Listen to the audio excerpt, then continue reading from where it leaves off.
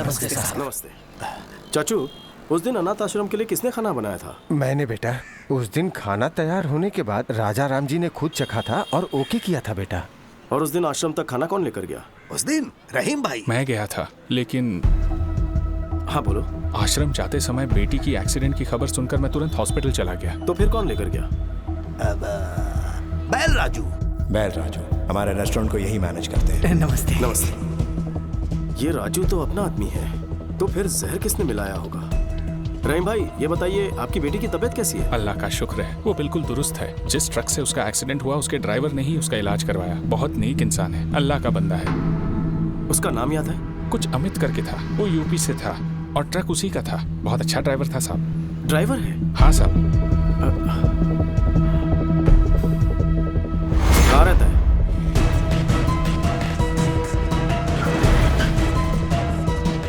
यहाँ अमित नाम का एक ड्राइवर है, कहाँ रहता है? हाँ साहब, वो यहीं पर रहता है। वो देखो वहाँ पर है। Thank you. अमित। हाँ, आप कौन? एक एक्सीडेंट करवाना है। क्या? टक्कर मारकर हॉस्पिटल में भर्ती करवाना है। रेड बोल। लगता आप पी के आए हैं सर। मैं ऐसा काम नहीं करता, इज्जत से अपना काम करता हूँ मैं। मुझे यहाँ जीके ने भेजा है। कौन जी के? कोई गलत फहमी हुई है आपको? आप जाइए साहब, अपना काम करिए, जाइए यहाँ से। राजू बोलेगा तो करेगा। सब कुछ पता है मुझे। राजू ने सब कुछ उगल दिया है। कभी ना धोखेबाज, खुद तो फंस गया, मुझे फंसाएगा वो। फोन कर उसे, फोन कर उसे। सर, जीके साहब का फोन आया है, वो आपसे बात करना चाहते हैं। जीके का फोन? हेलो। मुखर्जी, कहते हैं दुश्मनों का दुश्मन सबसे खास दोस्त होता है। अगर तुम्हारी ताकत और मेरा दिमाग मिल गया तो प्लान क्या है? उसकी फैमिली हैदराबाद में ही रहती है। यूं समझो परिवार उसकी कमजोरी है। अपने भाई पर वो चांद छिड़कता है। यही है प्लान। जिस बदले की आग में दोनों झुलस रहे हैं, क्यों ना इसी आग में उन्हें जला दे। जल्दी आ जाओ, मिल के मारेंगे। ओके।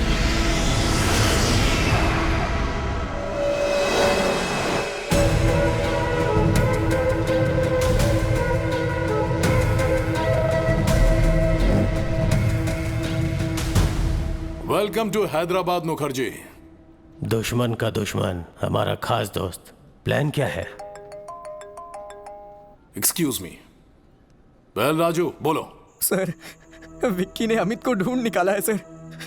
उसने मेरी सारी सच्चाई बता दी है उसे। वो विक्की मुझे जहन्नुम से भी ढूंढ निकालेगा। इतना डरता क्यों है? तू फौरन वहां से निकलकर मेरे हाई टावर वाली बिल्डिंग में पहुंच। तुझे वहां मेरा आदमी पिकअप करने के लिए आएगा। आज की रात ही तुझे दुबई भिजवा दूंगा। समझ गया सर, मैं सीधे वहीं पहुंच रहा हूं सर। कमाल हो गया, परिंदा खुद ही उड़कर पिंजरे में आ रहा है। क्या प्लान है? ए रेड्डी। हाँ सर। अभी के अभी उस विकी को फोन कर और उसे बैल राजू का लोकेशन बता दे।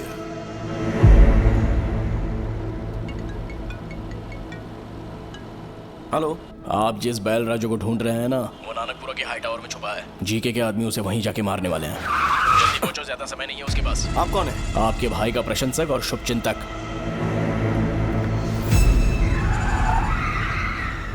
राजा राम का एक और शुभचिंतक है, उसे कैसे भूल जाएंगे ससुर जी। समझ गया दामाद जी।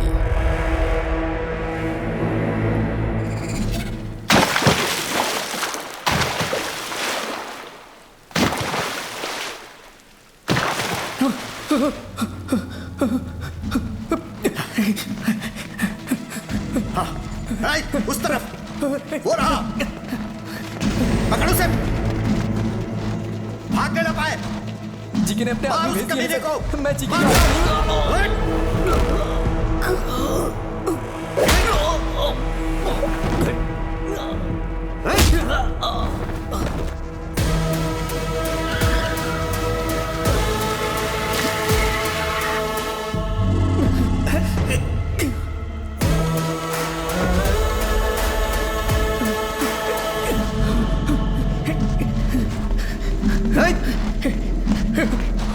वो रहा।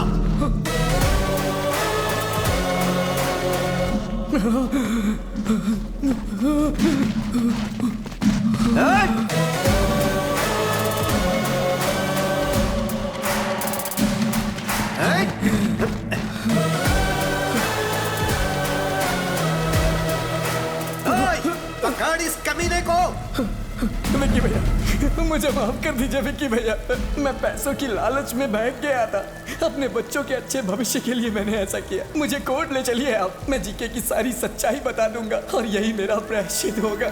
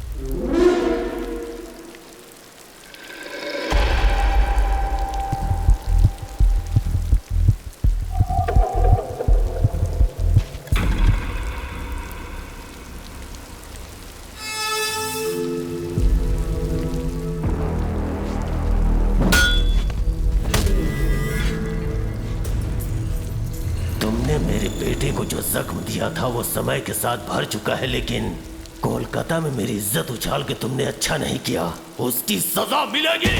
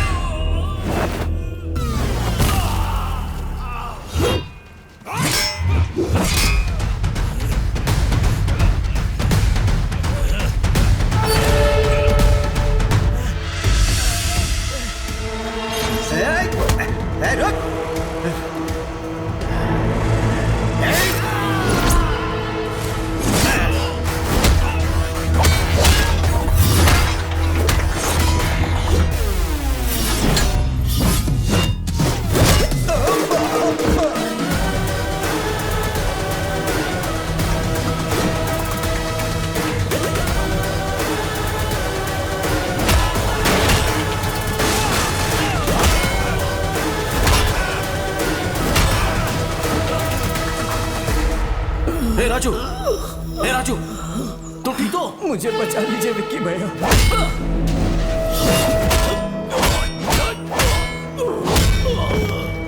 विक्की भाई, छोड़ दो मेरे पिताजी को, दोबारा तुम्हारी जिंदगी में कभी नहीं आएंगे। विक्की!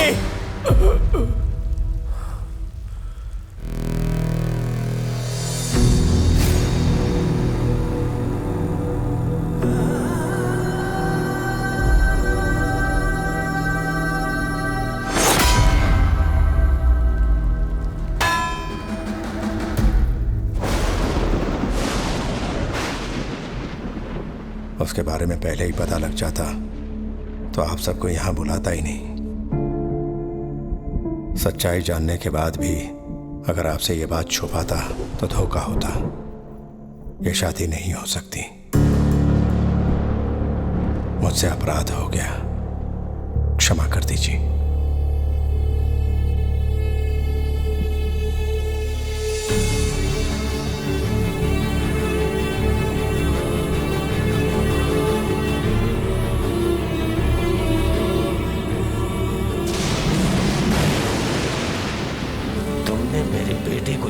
दिया था वो समय के साथ भर चुका है, लेकिन कोलकाता में मेरी इज्जत उछाल के तुमने अच्छा नहीं किया।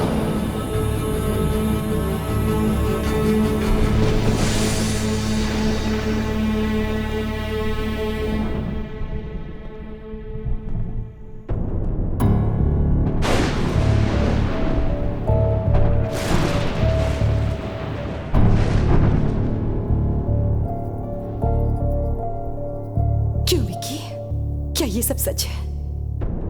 तुम्हारे बारे में भैया क्या बातें कर रहे हैं? शुक्ला जी को बुलवाकर ये सगाई भी तोड़ दी उन्होंने। वो हम पर भरोसा करके आए थे, इस पर नहीं।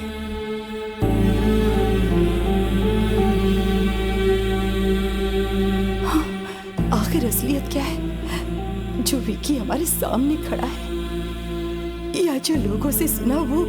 दोनों ही सच है भाभी, नजरिया का फर्क है। भैया ने कहा मैं नहीं बदल पाया, सच है। भैरवी को चाहता हूं, ये भी सच है। आप सबके साथ रहना चाहता हूं परिवार की तरह, ये भी सच है। क्या वो झूठ था जो मैंने अपनी आंखों से देखा? नहीं भैया, हम दोनों में क्या फर्क है कभी सोचा है? बचपन से ही आप अपनी नजरों से मुझे दुनिया दिखाना चाहते थे, पर मेरी दुनिया कहीं अलग थी। किसी ने हाथ उठाया तो तोड़ दिया, जुल्म के खिलाफ खड़ा रहा, अन्याय को अपने ढंग से जवाब दिया। अपनी गलतियों को जस्टिफाई मत करो। मुझे लगता है मैंने कोई गलत काम नहीं किया है। जो मुझे सही लगा वो किया, बस मैंने आपसे छुपाया। आपकी प्रॉब्लम मुझे ना पता चल जाए, इसलिए आपने सबसे झूठ बुलवाया था।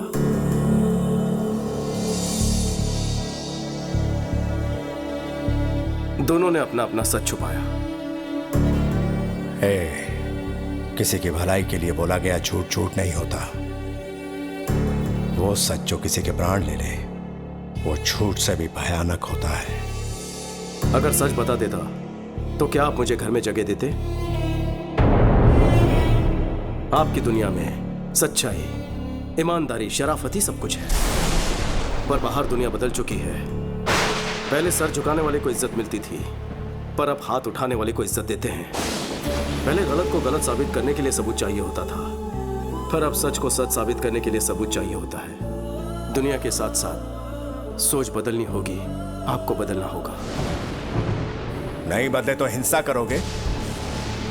इस घर के कुछ आदर्श हैं, इस कुटुंब के कुछ संस्कार हैं। अगर इन्हें नहीं मान सकते तो यहां रह भी नहीं सकते। निकल जाओ यहां से।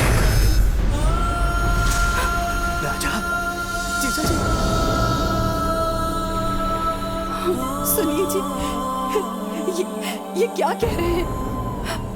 कोई गैर भी गलती करे तो मैं सह नहीं पाता, तो तुम ही बताओ, मेरा अपना गलती करे तो कैसे बर्दाश्त करूं? इसे कहो चला जाए यहां से।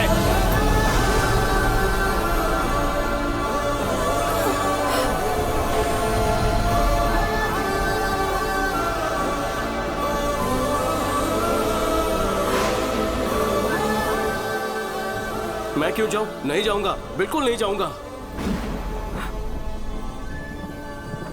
मेरे लौटने पर भैया ने हवन करवाया, भाभी ने मेरी सलामती के लिए रोज पूजा की। आज अगर घर में मुसीबत आई है तो मैं चला जाऊं? इस घर पर मेरा कोई हक है कि नहीं है? हक है, लेकिन तब जब तू ईमानदार होता, किसी को धोखा नहीं देता। हम हमेशा इस घर की परंपराओं के बारे में, मान मर्यादाओं के बारे में बात करते थे। हक की बात कभी दिल में ही नहीं आई। तुझे अपना हक चाहिए ना? ठीक है, हम यहां से चले जाएंगे।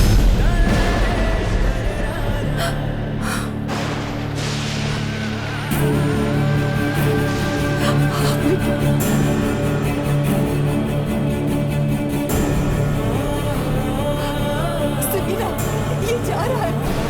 विक्की, विक्की, रुक जा बेटा।